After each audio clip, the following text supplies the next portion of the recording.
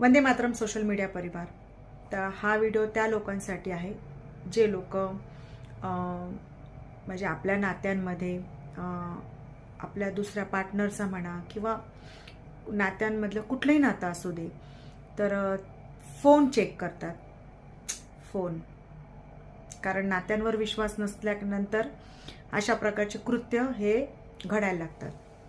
तर अशा प्रकारे जर तुम्ही कोणाचे फोन चेक करत असणार आहात, कोणाच्या फोनमधल्या गोष्टीमध्ये फोटो असतील किंवा मेसेजेस असतील किंवा कुठली त्यांची वैयक्तिक माहिती असेल, त्यांचा डाटा असेल, त्या गोष्टी तुम्ही त्या व्यक्तीच्या नकळत जाणून घेण्याचा प्रयत्न करत असाल।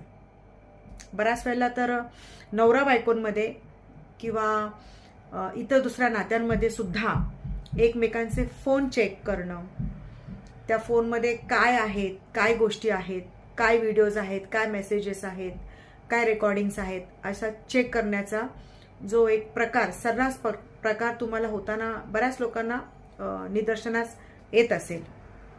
तर हा प्रकार हा कायद्याच्या दृष्टिकोनातून हा बेकायदेशीर आहे।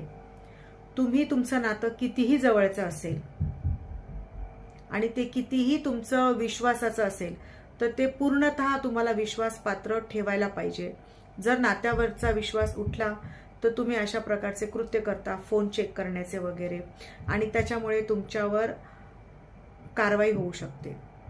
कारण प्रत्येकाचं एक अभिव्यक्ती स्वातंत्र्य आहे, कुणी कोणाचा फोन चेक करू शकत नाही, फोनमधला जो डाटा पाहू शकत नाही। कारण बऱ्याच लोकांचे बँकेचे ॲक्सेस असतात, त्याच्यामध्ये पासवर्ड असतात, ईमेल आयडी असतात, फोटोज असतात, व्हिडिओ रेकॉर्डिंग्स असतात, वैयक्तिक माहिती असते, बँकेची माहिती असते किंवा बरेच गोष्टी त्यांच्या ह्यात खाजगी असतात। आणि खाजगी माहिती कोणाचीही अशा पद्धतीनं फोन वगैरे चेक करून घेणं हे पूर्णपणे बेकायदेशीर आहे।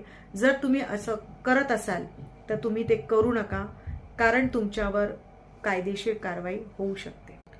सुप्रीम कोर्टाच्या 2017च्या नुसार प्रत्येक व्यक्तीची खाजगी माहिती, एक प्रायव्हेसी ही अबाधित ठेवली पाहिजे आणि त्यानुसार तुम्ही कुठल्याही व्यक्तीची खाजगी माहिती, मग ती सोशल मीडियाची वगैरे असेल, कुठलीही असेल, तुम्ही घेऊ शकत नाही। कारण जर तुम्ही तसं केलं तर तुमचं IT ॲक्ट 66E प्रमाणे तुमच्यावर कारवाई होऊ शकते, 3 वर्षाची सजा तुम्हाला होऊ शकते आणि 2 लाखापर्यंतचा दंड सुद्धा होऊ शकतो। आणि BNSच्या 2023च्या IT ॲक्ट 72A प्रमाणे सुद्धा तुमच्यावर कारवाई होऊ शकते। तर कोणा